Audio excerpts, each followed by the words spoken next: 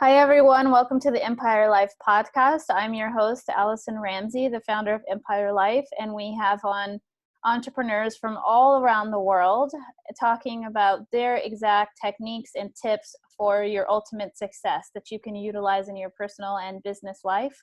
And in Empire Life, we also do paid advertising for Facebook and Google ads and membership sites with all the tech and digital marketing that you may need. And today our guest is Larisa, and I'll hand it over to her to explain a little bit more about herself. Thank you, Allison. Thank you for having me. I'm so excited about this conversation. So my name is Larisa Petrini. I'm a leading age reversal expert specialized in science-based programs made to measure from your DNA. And my field of play is epigenetics. And what I do is that I help 6- and 7-figure entrepreneurs reverse their biological age by a decade, by 10 years, and help them get, I like to say, irresistible in their 40s. And this is without surgery and without exhausting beauty regimens. So what I bring to the table, if you want, is the first epigenetic solution to aging. It's pretty unique, it's exclusive, and it's 100% efficient. And the reason for that is the fact that there are lots of potions, lots of lotions, lots of diets, lots of powders, blogs, experts claiming to know what is best for us. And our genes don't lie. I like to say that all the time. And also our DNA is not a destiny. It's not locked away. So this is what I do. I like to somehow clear the path for my clients and bring some light into those contradictory advices out there. There is a lot of information about nutrition, sleep, lifestyle, the way we should or we could take care of ourselves. And I think it's complicated, it's confusing, it's overwhelming. So this is what I do, and this is who I am. Thank you, Larisa. Yes, and so much to unpack here and uncover. I'm sure that anybody listening to this can't wait to hear more about those beauty secrets, especially that they are getting. We're all at some point going to get to our 40s, or we're already in our 40s, and we've heard a lot of misleading things about sleep, about injections or plastic surgery. So many things, like you said, in the market for women to consume, and which advice do we take? How do we know that advice is for us personally? And where do we focus our energy? Because if we're focusing on all these different avenues, like you said, that can be extremely overwhelming. And I do want to start with diving right in. And what are some of the challenges through your work with your clients and through your personal journey in health? What are some of the challenges that have come up for you and that routinely come up for your clients, and how they overcome those? I would start by saying that I'm a former executive. So I like to describe my life before and then my life after that pretty intense period of my life. So I was running for 15 years a successful communication agency. And then in 2010, something interesting happened in my life. It was a combo, if I can call it like that, between my divorce. So we decided to split after 9 years, and then in less than 2 months, I was faced with I was misdiagnosed with cancer.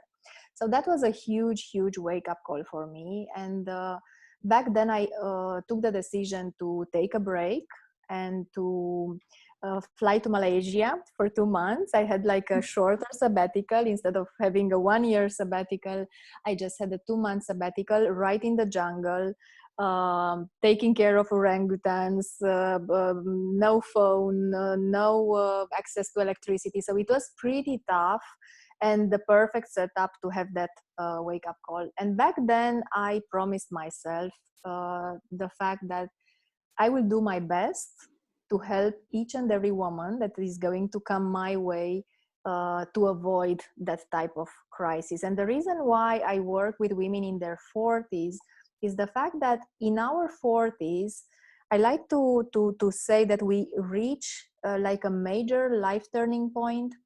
We are somehow forced to recognize that we don't have all the whole time in the world. Mm-hmm. And most of us, and this happened to me as well last year and even 2 years ago, we take an inventory of the goals we achieved in the first part of our life and want to somehow have a clear picture about what's next. Mm-hmm. And I like to call this the meridian of our life, or if you want, the peak of a mountain. We reach the peak of that mountain, and then there is a downside of the mountain we need to take, right? And it's and I'm sure this is happening for most of women in their 40s. They have a different perspective, and somehow there is a distortion in their sense of time. We somehow, I like to say, we find ourselves between the end of growing up and the beginning of growing old. And this is something that stimulates an inner crisis. Some call it midlife crisis, some call it the crisis of meaning. And it's interesting because around 40s, another thing happens. So we are into this crisis of meaning or midlife crisis, and then the signs of aging are coming in, and we suddenly have what I call a mirror moment, in which we have a look in the mirror and we suddenly see lots of wrinkles there and maybe some extra pounds, and we don't like what we see. And if I would have to quote my clients, they say, I want my body back. I don't recognize my body. Mm-hmm. And the reason for that is the fact that aging accelerates at 40. That's when we notice the first cracks, if I can call them like that, in our physical shells. And we lose hormones, we lose muscle mass. The quality of the collagen our body is producing is not the same. Our moods swings up and down. We start to have issues around our sleep. We cannot sleep, or we wake up not being rested. So there are lots of things changing, and this is why I'm so passionate about working with women in their midlife passage, and showing them and guiding them into the second part of their life. And I'm absolutely sure we can and we should celebrate this chapter like no tomorrow. I think we are wiser. We are we have a different perception, not only about ourselves but also about our lives. So if we manage to overcome this crisis and also to take care of ourselves properly, we can be irresistible in our 40s. I'm completely on board with you. Oh, I'm so happy. Love it. And we are so close. You are in your 40s. I am in my 40s. So I'm sure you understand what I'm talking about. And it's a lot of, again, it's a matter of perspective and also mindset shifting a little bit. It's also a wake-up call, but it's, from my perspective, it's a huge opportunity to reposition ourselves and to do something that it's truly our calling, or to tap into our purpose, to simply change some things there. And in most of the cases, these things are deep things. They are not superficial. We are not so excited anymore about our social status, our material possessions. Our kids are growing. They are leaving the nest. I like to call it the nest. And we suddenly feel like, oh my God, we are staying behind and there is not much to care about because they are leaving, and we cook less.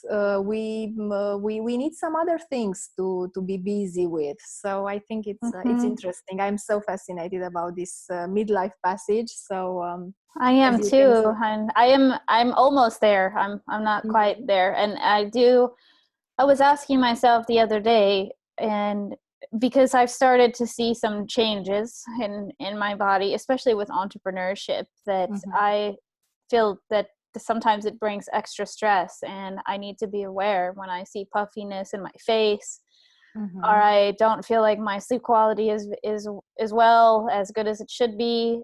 I need to ask myself, like, where can I improve, or what's really going on here, and at the same time not be too hard on myself, that it's okay. It's okay if Mm-hmm. we don't do things perfect a Of week. course.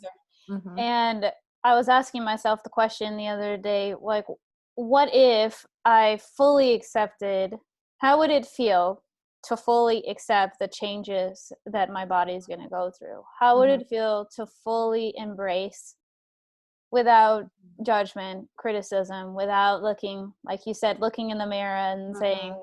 oh, well, there's And this, panicking. I'm Mm-hmm. Mm-hmm. panicking, and why is it not, or one of my best friends was joking with me, why is it not as easy to lose weight anymore when you know are in your 40s, or she's in her 40s now, she's a Mm-hmm. few years older than me, or I'm almost in my 40s, and it's hard to, it's become harder It's to harder. It's harder lose indeed. weight. Yeah. Yeah.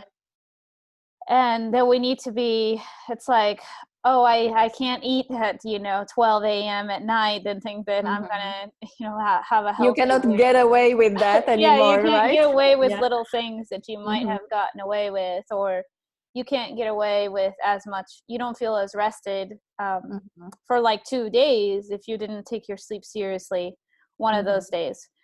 Going back, I asked myself, what would it feel like to fully embrace the changes that my body is going through? how I how love does this. that how Mm-hmm. does that feel? What would I tell myself Mm-hmm. when I look in the mirror if I'm fully embracing it? How can I give myself love and acceptance?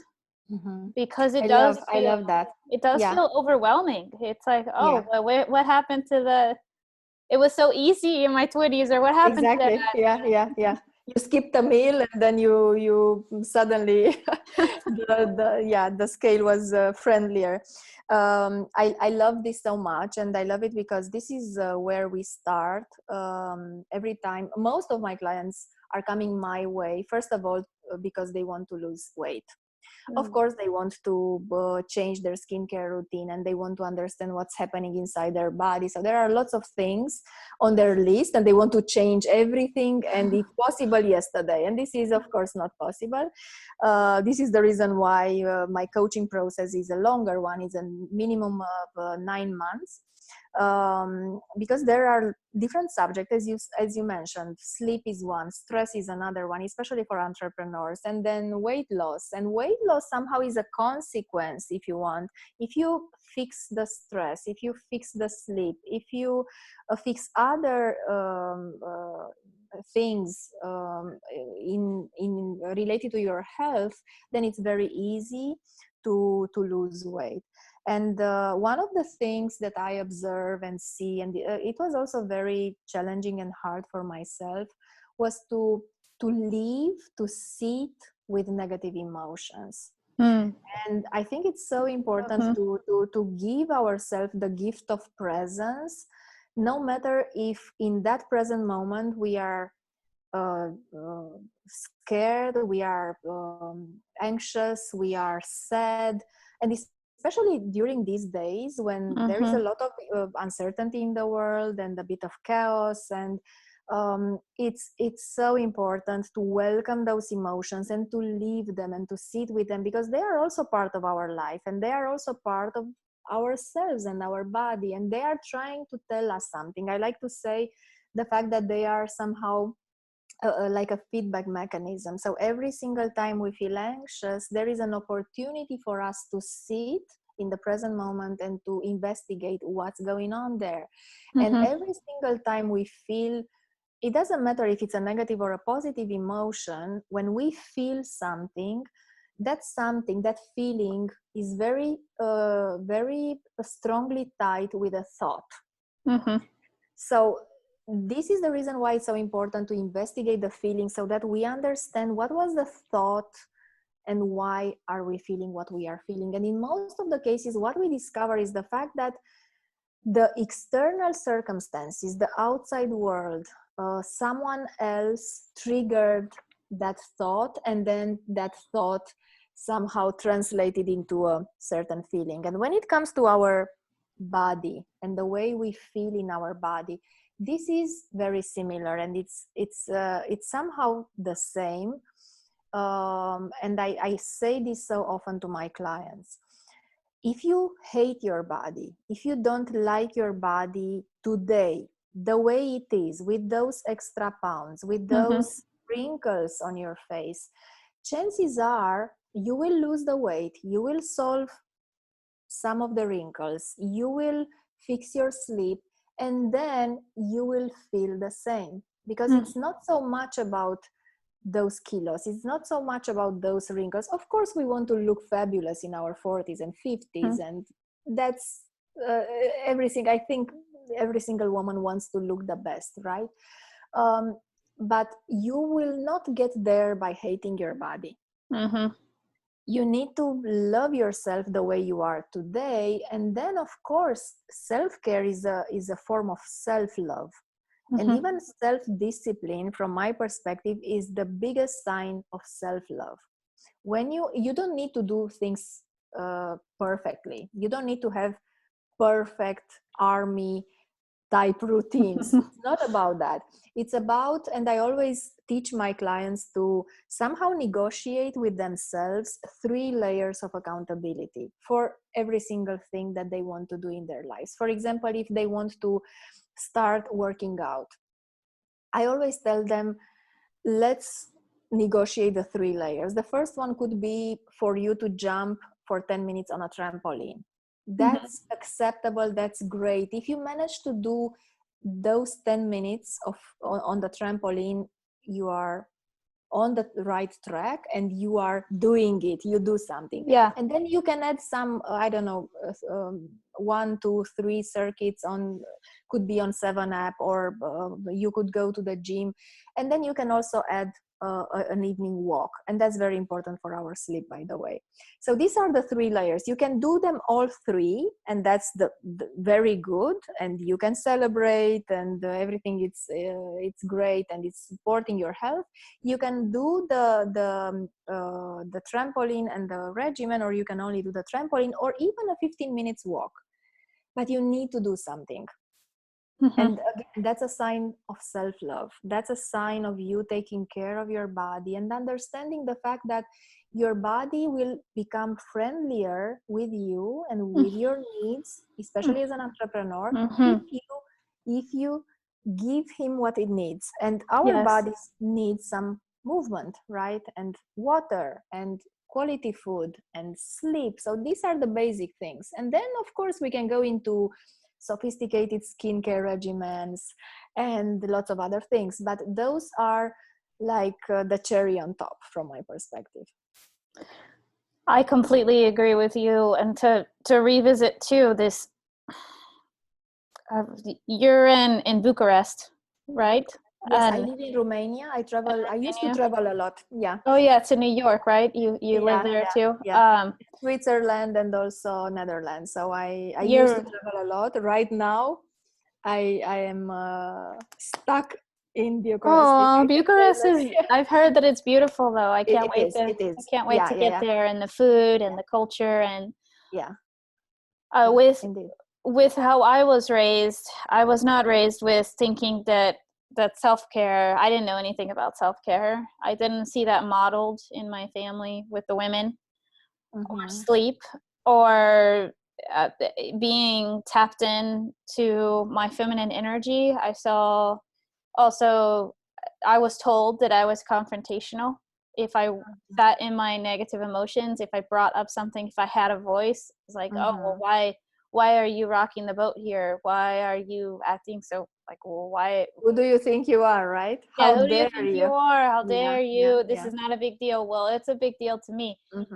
And from a young age, like going back to what you were saying, instead of avoiding what we're feeling, which is what we're taught to do. So I'm not. Unfortunately, yes. It's okay. It's okay to give yourself that love and forgiveness. It's okay that I maybe avoided some of these things. If you're listening to this with everything going on in the world, I do feel one of the steps, I completely agree with you, one of the steps to having a more fulfilled life, feeling more confident in our bodies, and having more self-love and acceptance is being okay with having those negative emotions, and understanding also these are passing feelings.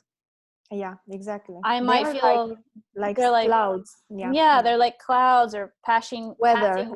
Yeah, ships yeah, and weather, and yeah.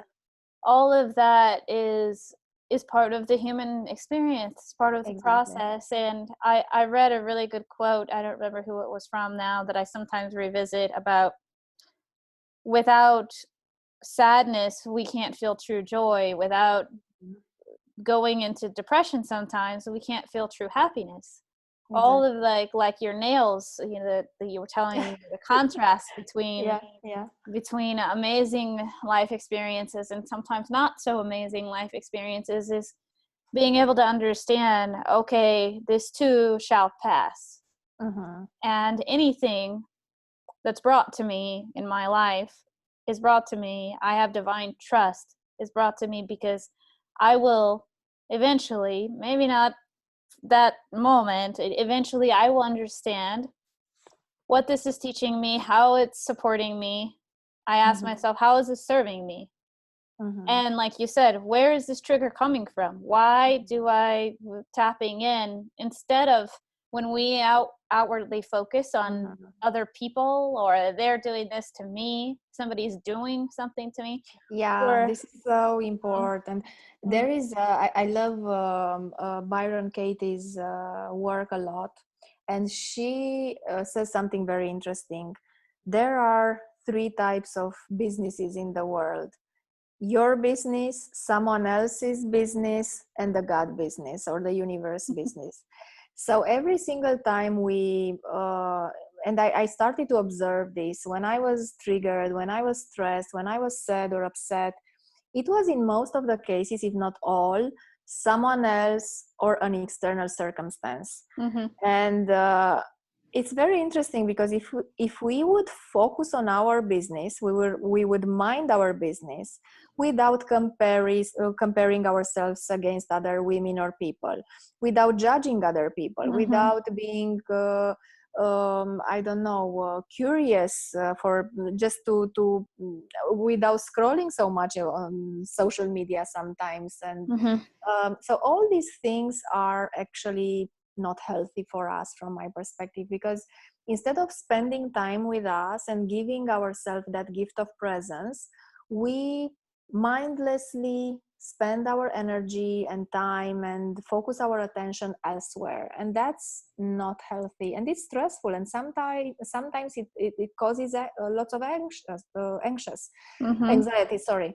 And for example, worrying is such an interesting thing, because we worry, and if we would step back and think about it in a logical way, worrying is unproductive. It doesn't help. It doesn't change the situation.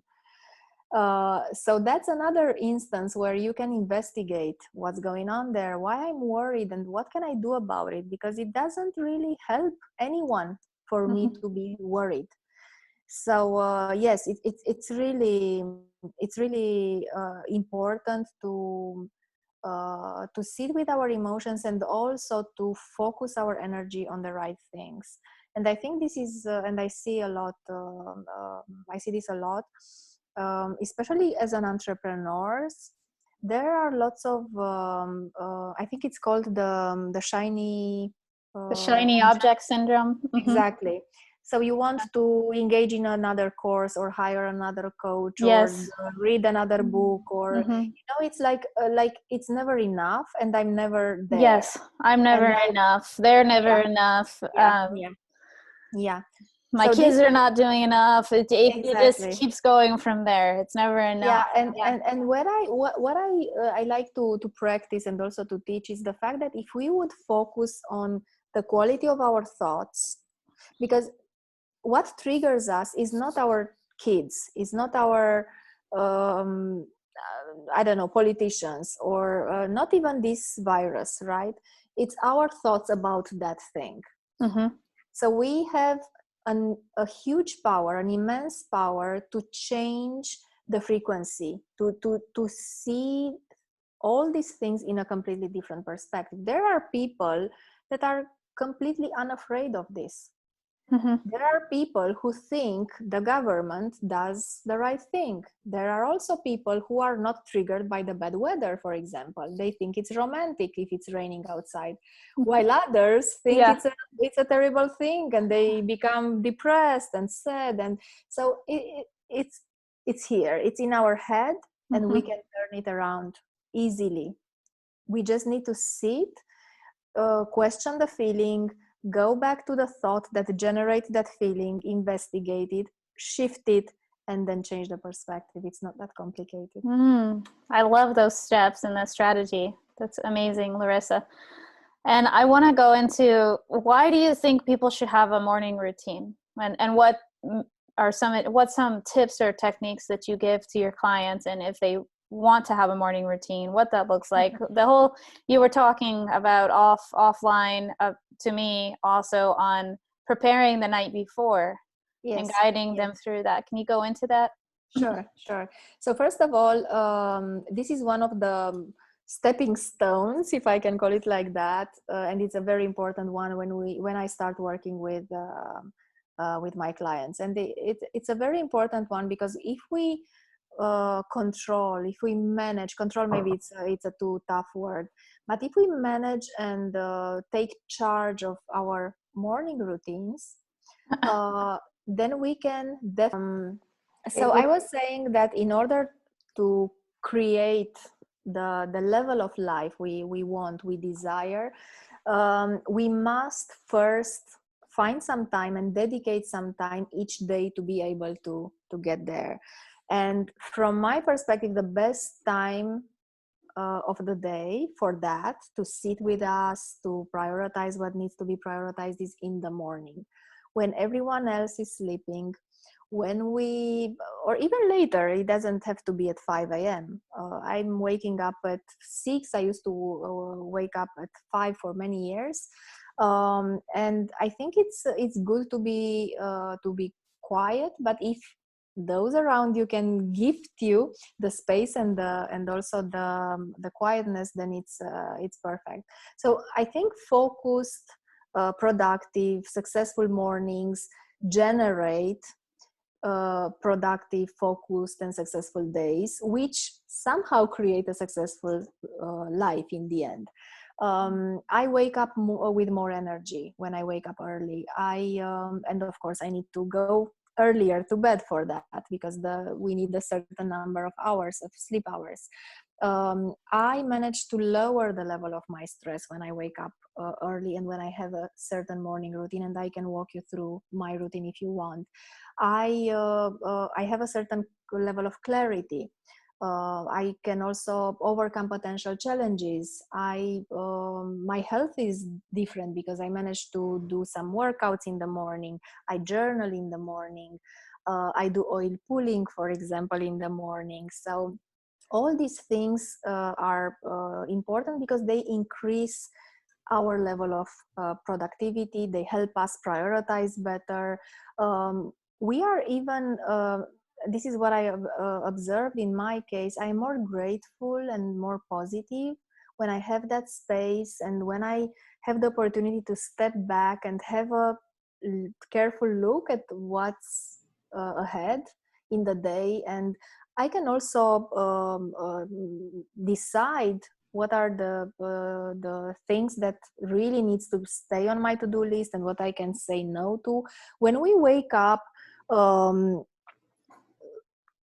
we first of all, we in most of the cases, and this is one of my dear clients, she was so somehow upset that she is not able to wake up properly. Mm-hmm. She was pressing the snooze button 2 times, 3 times, 5 times, and then she was like, I am always feeling that I am behind. I am rushing my kids. I am blaming the traffic. Mm-hmm. It's like all these daily obligations and Mm-hmm. endless requests are coming my way. And instead of being proactive and selecting and prioritizing, I have to react and to catch all those balls that every single person is Mm-hmm. throwing my way. So So many of us feel like that. I completely resonate with what she's saying, with how fast our paced our lives are, and what do you, how, where do you even start to yeah. So I be would more say, yeah, responsive? Yeah. exactly. To react to life and to be proactive. Sorry, about life, and not to Mm-hmm. react Mm-hmm. to life and to react to, because it's very difficult to. One of my coaches has a very interesting saying, and she says that if you are inside the bottle, you cannot read the label. You need to be outside the bottle, and to be outside the bottle or to be able to see the forest, you need to have some perspective and to take some steps back. Mm-hmm. So you mentioned the fact that productive mornings and morning routines should be prepared ahead in the evening, and this is something that I do myself, and I also encourage my clients to do. So first of all, we need to make sure we go to bed early enough. And early enough, I'm also a certified sleep coach, so for me is especially because I understand why it's so important to go to bed around 10 p.m.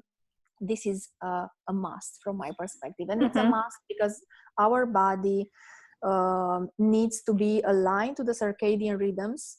This is number one. Number two, especially for us women, there is a so-called prime time interval, and this is between 10 p.m. and 2 a.m.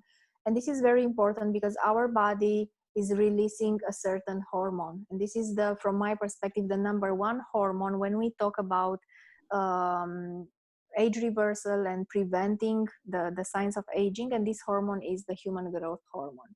So in order to catch as much as we can from that hormone, we need to also sleep inside this interval. Another important thing is the fact that we need to pay attention to what we eat before going to bed. And eating light, and when I say light, I mean a soup or a salad or something easy, not heavy meals, and Mm-hmm. especially not at 10, 11, 12 in the night. You mentioned that. Mm-hmm. It's not just the fact that we don't get away with it and we gain weight, it's also disturbing our sleep. So we need to have at maximum 8 p.m. to have a light meal, a light dinner, and then help our body prepare for sleep. We can take a warm shower because warm showers will relax our muscles, will also lower the level of cortisol. And these days, because the level of stress and there is lots of uncertainty, and we are definitely more anxious than before. This is not an unusual Mm-hmm. situation. Mm-hmm. Our level of cortisol stays very high. And this is very much linked with what's happening around us, but also with the amount of caffeine we consume. And one of the advices I give to my clients is to ditch coffee. I know this is not popular, and most of your listeners will be like, oh my God, I cannot get rid of coffee. You can at least switch the type of coffee with caffeine you consume and go for another type of coffee that is decaf. You will Mm-hmm. still have the taste there, you will still have the smell, the ritual, but you will take away the caffeine and you will keep your cortisol balanced. So this is another thing. And if you still want to consume coffee, 3 p.m. is the maximum hour you consume Mm-hmm. that coffee. Mm-hmm. Otherwise, that caffeine will disturb our sleep. Yes. Another, And another do you suggest like maybe 1 cup of coffee if one of your clients says, well, I just love the taste and it's part of my morning routine, do you suggest 1 cup and then trying to transition to maybe a certain tea that you like, or maybe I have a tea that's called like Wide Awake, and I think it Mhm, has a lot less caffeine. It's English mhm, breakfast, and I'll do that mhm, sometimes on the weekend. I try to have almost no caffeine, at mhm. least for a few days of the week. Yeah, I that's feel very like, good. is it Mhm. good? Okay. So first of all, some of us are lucky and some of us are less lucky, and this has to do with genetics. Mm-hmm. So some of my clients find out once they do the genetic analysis, and we have a careful look into it, that they are fast metabolizers when it comes to coffee. Some others are low metabolizers. In my case, for example, I'm a fast metabolizer, but I still ditched coffee with caffeine. So these days I'm still drinking coffee, consuming coffee, but it's decaf. Mm-hmm. And I'm doing that because I want to sleep properly. Yes. So with coffee, the less coffee we consume, the better. Mm-hmm. With this note that some of us could be lucky or luckier and have this specific gene that shows us the fact that they are fast metabolizers, so they will eliminate it faster from their metabolism, from their body. Screens are another big another important thing. No matter if we are talking about laptops, phones, tablets, Mm-hmm. TV, screens are the biggest enemy of another important hormone. It's also called the sleep hormone, and this is melatonin. And we should close everything and stop everything at least 3 hours before going to bed. Wow. I know the reaction is, oh my God, I cannot do that. I keep my phone with me all the time, so that's impossible. I love to stay on social media, or I have to work. So what can we do about that? We could and we should order blue light blockers. They are available on lots of, even on Amazon. They are called Swannies. I don't have any commercial. I'm gonna write this down. Yeah, Yes. yeah. So these Swannies, these glasses, blue light blockers, are very good because they filter some of this blue light. And this blue light is again not helping us when it comes to sleep. It's disturbing a lot our sleep because our brain is not. Our brain is basically confused, and it thinks that maybe it's still light outside. So instead of producing melatonin, we inhibit the melatonin, and the melatonin is very important for our sleep. Yes. I already mentioned the walk, the evening walk. This is very important for everyone. Not only to burn some calories, but also for our sleep. And then what is very important, and it's something that I don't see it enough around as an information, and it's very educational and important, is the fact that we need to get at least 30 minutes exposure to natural light. And especially now with this coronavirus and us being locked somehow in our houses, we don't do this enough. So the best interval is 6 a.m., 8 a.m. So if we can catch 30 minutes in the morning, we would help our body to produce enough serotonin. This is another important hormone. Yes. And the happiness hormone, right?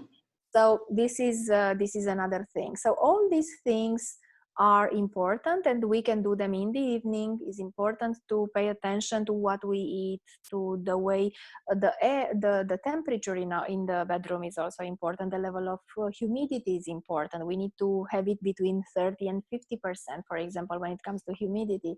Temperature is important to be around 17, 18 degrees Celsius. So all these things can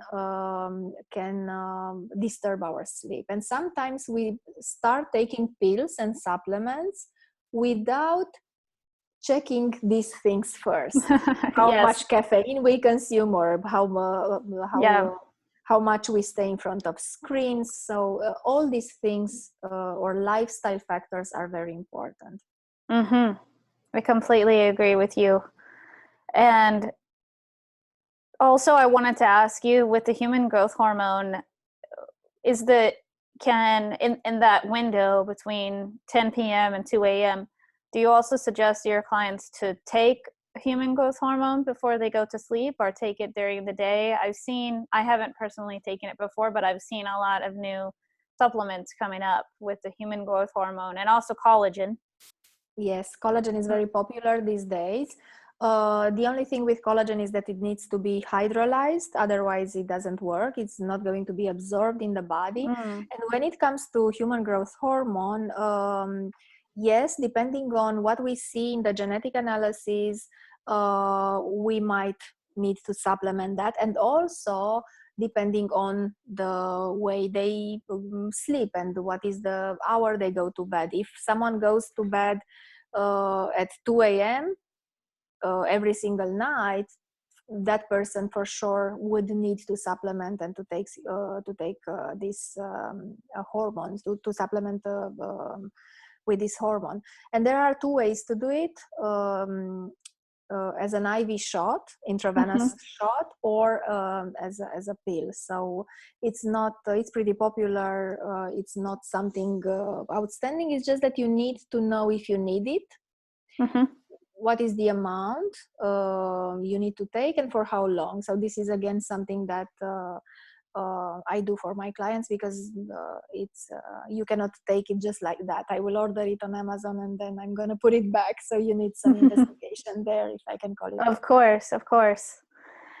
And so with sleep, that's one of the huge investigations that we need to go through related to aging, how we feel, and that's connected to our stress and our weight loss. And what else would you say, or maybe how we manage stress, how we deal or manage those feelings as they come up when we are stressed? Because I think we're never going to not have stress, and even if we don't have some anxiety, we may have even good stress, which which is it's good for our productivity, and it makes us, indeed. When it comes to stress, first of all, I like to say that stress is in the eye of the beholder. So each and every person has a different perception about stressful or non-stressful things, about things in general. Let's not call them stressful. We put the label if they're stressful or not. For some people, for example, loud music can be stressful, while for other people can be energizing and good. It's just a very simple example. Same with traffic. In my case, for example, I am not triggered by the traffic. I'm not stressed by the traffic. I prefer to listen to a book, or put some classical music, or I don't know, do some phone calls, call my mom, instead of being so focused again on the external circumstances. So the more we spend time with ourselves, the more we give ourselves that morning routine or late morning routine, or even evening routine, if there is no chance for us to have a morning routine, the more perspective we gain, and we have that opportunity to investigate our thoughts. Stress, the same as anxiety, the same as, I don't know, other feelings like worry and, I don't know, even sadness, they all have the same trigger, and the trigger is definitely our thoughts, thoughts. So that's why meditation, for example, I use sometimes even twice a day. There is it's pretty popular. It's a headband, a meditation headband from Muse. I don't know if you know it. It's really efficient, because I can observe what's going on inside my brain. So it's a very interesting tool I use when I meditate. So meditation is one thing. Tapping is another thing for us to release emotion. Any type of movement, from taking a walk to doing some exercises, are okay, because we move those emotions inside. Emotions are stuck in our body. They live there, right? When we feel anxious, for example, we feel contracted, we feel them in our body. And very often I ask my clients to describe where they feel their emotion, where they are stuck in their chest, they are stuck, maybe they cannot breathe properly, maybe they feel them in their stomach, and this is different from every single person. So this is another important physical movement. jumping on the trampoline is an excellent tool, an excellent thing we can do to release and to take out the stress and those emotions basically from our body. So tapping, meditation, journaling. I love journaling. I practice morning pages. This is a tool from Julia Cameron for years, and I love it because it's a way to detox our mind and our thoughts, and to move them from our head to the paper. And this is so important because it helps you somehow start the day on a clean paper. Instead of starting the day with lots of worries and mental to-dos and things that we forgot or we have to do. So this is a very important tool. And again, I'm doing it for years, and I love journaling. So journaling, meditation, movement, tapping, all these, and they are not the same for everyone. For some people, tapping is a big no-no because they don't feel like doing it, or they don't understand it, or I don't know. Some other people are resistant when it comes to journaling. They don't like to write. They don't have patience to write 3 long pages, for example. So it depends. But we need to try these tools. We need to give them a try. And before anything else, we need to give us, and I'm going to say this, I think, for the 3rd time, the gift of presence. So we need to give ourselves this gift of presence, and to spend time with ourselves, because we spend time with so many people around us and for them, and we want to please everyone and serve everyone, and in business and in our families, and we are very often the last on the list. And we cannot, I like this quote so much, you cannot pour from an empty cup. It's impossible. It's almost impossible. And exploring those strategies and techniques that you were mentioning can fill our cup. And if it doesn't, we need to try something else. And we need to always be focused on, am I filling my cup? Exactly. Yeah, because we may be over-giving and emptying our cups. This is not healthy and good for others. When we are stressed, when we are tired, when we are irritable, we cannot be generous and nice and smiling for the dear ones, first of all, and then even for our clients, for our collaborators. So when you are okay with yourself, when you have enough for yourself, you can be generous, you can be positive, optimistic. You have a different energy, completely different energy, and it's not selfish. I know we had, and you mentioned this, we had the wrong models somehow. And I had the same type of model. My mom used to be, and she still is, a martyr. I like to say it like that. She has this, she's selfless. I think this is the right word. She feels the need, and for sure she had the same model from her mom, from my grandmother. So they all felt the need to sacrifice themselves, and this sacrifice was like the most important thing. They were the last on the list. They were the last eating at the table, if you want. It's a metaphor, of course, but it is for generations. It's been like that for a lot of women. And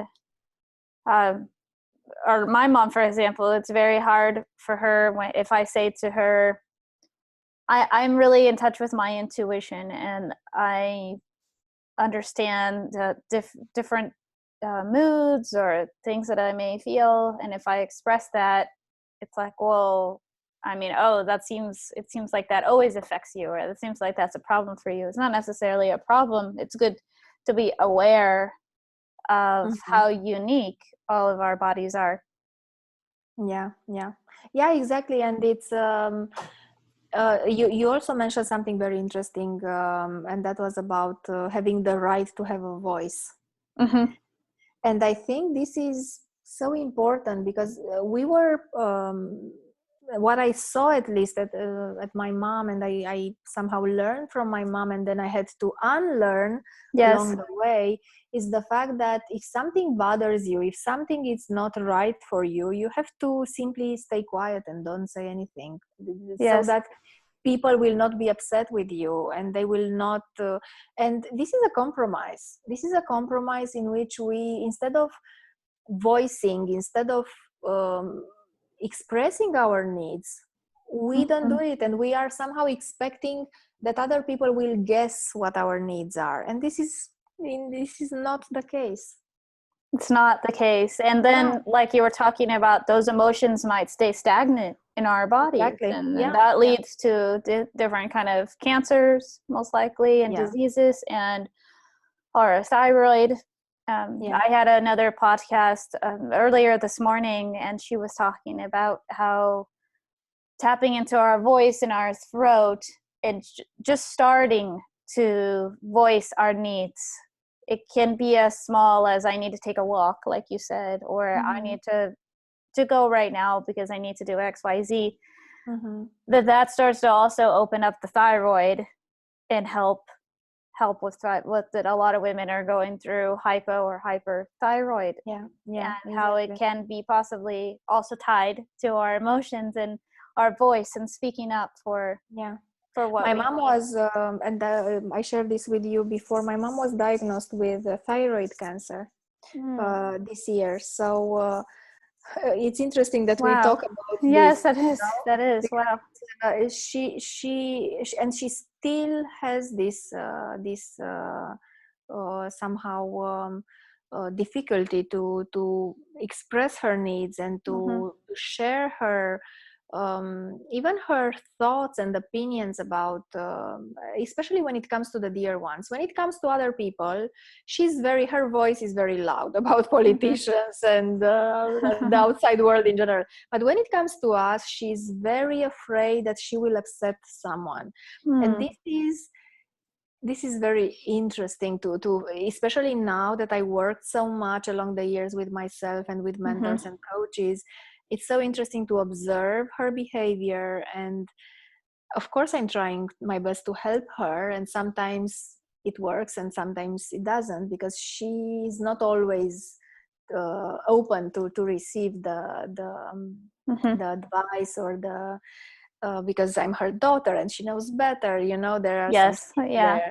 there. But it's interesting and I'm so glad I will not reach that point. I will, at least I know the tools and I know what it needs to be done, so that I will not get there. Yes. And another facet of what you were talking about is it's okay for someone else to feel uncomfortable with our Absolutely. feelings, and it's nothing that Absolutely. we're not doing anything to them. Especially talking about with men, because they have things that they learn in their culture along the Yeah. way of it's not okay to express my emotions, and it might be difficult for them to hold the space for their partner, another woman, to be with her feelings. And that doesn't mean that then we don't do it just because it might make somebody uncomfortable. Yeah, That's and I not our see. responsibility. Yeah. Exactly. And for example, one of my clients, she was complaining, maybe is not the right word, but she was sharing with me the fact that she cannot cry in front of her partner, and she Mm-hmm. cannot do it because her partner cannot stand this. Mm-hmm. He's like, please, I will do everything for you to stop crying, I cannot see you crying. And Mm-hmm.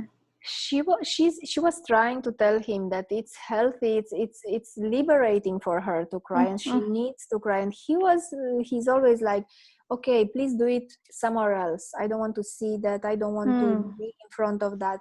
So indeed this has to do and the same role models, right, in the end. And I saw this at home. I have a brother, and my mom was always telling him, man up, man Mm-hmm. up, don't cry, why do you cry, you are not a girl, well, why do you. So he was always somehow forced to numb his emotions. And this is not healthy. For sure it's not healthy. And yes, we can see lots of men walking around in the world being having this armor and not being able to express their emotions and to share their emotions. And this is so pity in the end. This relates probably to prostate cancer, a lot of different Exactly.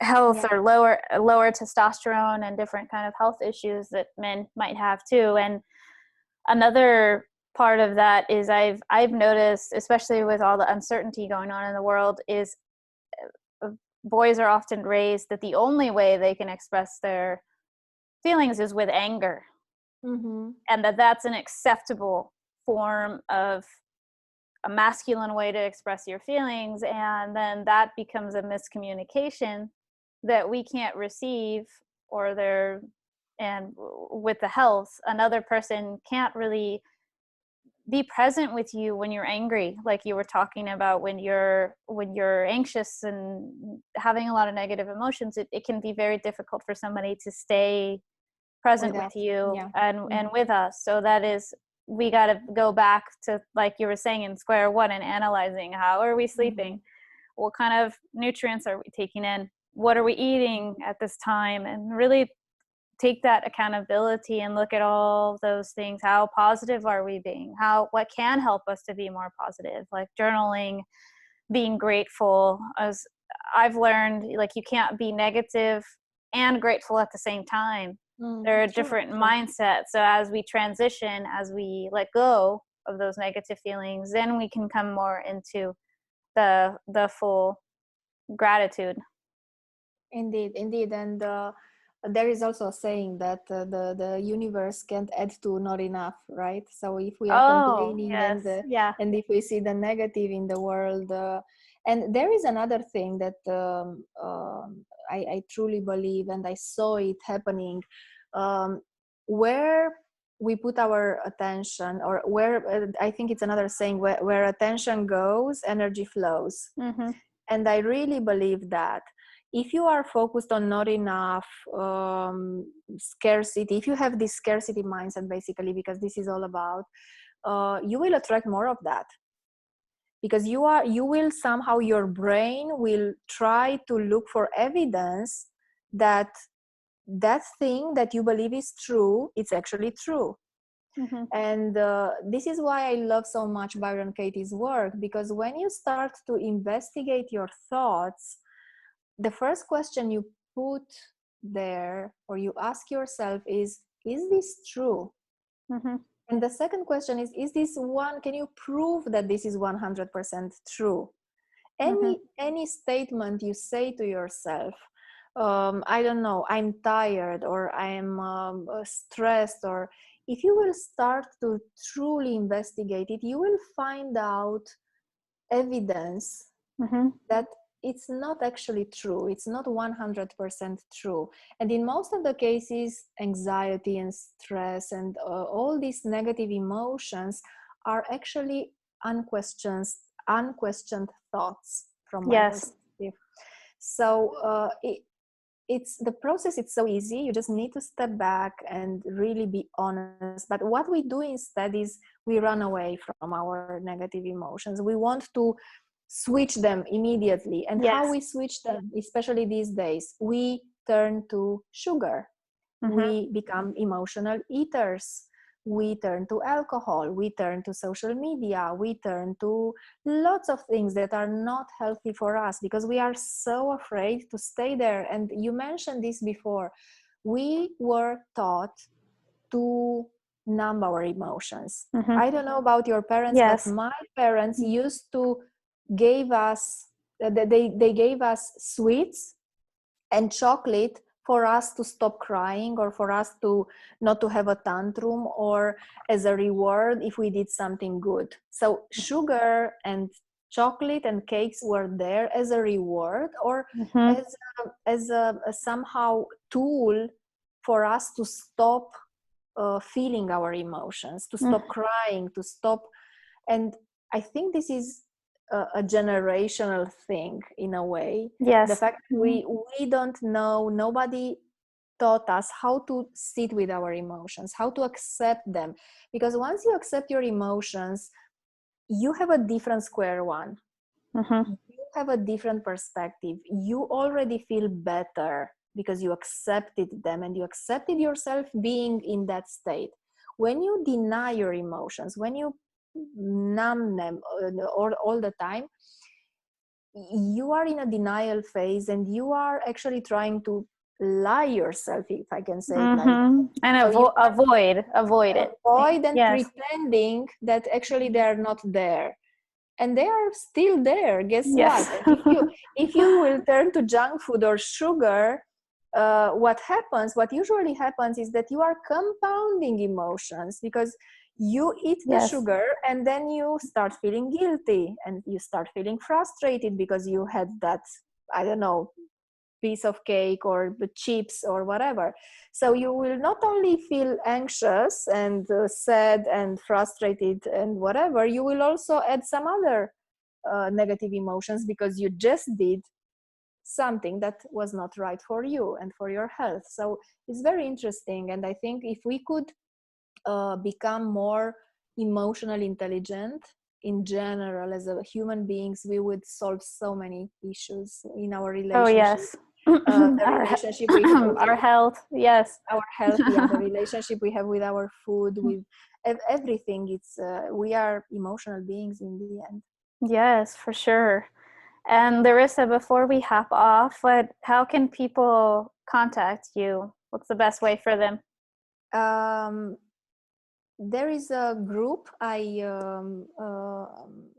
manage, and it's a very high vibe community, women only. There are more than 3,000 women in this group. It's called Keep Glowing, talking about 40s and always being always shiny and glowing and optimistic about what's ahead. Then the podcast I just launched is has the same name, Keep Glowing. Wow, exciting. Yes, yes. And then at 10yearsback.com there is a free PDF, a free resource with my top resources and advices about ways you can turn back the clock 10 years. So 10yearsback.com, for those of you who want to steal my secrets about that, that's another destination for my work and what I do. Perfect. Thank you so much for being here with us. Thank you so much for having me.